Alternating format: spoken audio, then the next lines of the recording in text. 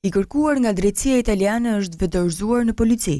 Emiliano Shota, nga fshati Bila i Fushkrujës, akuzohet nga shteti fqinj se në dhjetor të vitit 2012 kishte marrë peng biznesmenin italian Andrea Calevo, duke i kërkuar 8 milion euro në kombim të lirimit. 22 vjeçari Shota njihej si kreu i bandës mafioze që vepronte në veri të Italisë dhe që së bashku me 4 shqiptarë të tjerë mbajtën peng për 15 ditë biznesmenin Calevo. Dorëzohen pasi janë penduar, u tha Shota organeve të policisë, të cilëve u duhet tashmë të kryejnë procedurat e ekstradimit për të riun, që tashmë do të përballet me drejtsinë italiane. Ndërkohë policia arrestoi edhe vëllain e tij, Lorenz Shotën, i cili mundi të arratisej nga paraburgimi i krujës.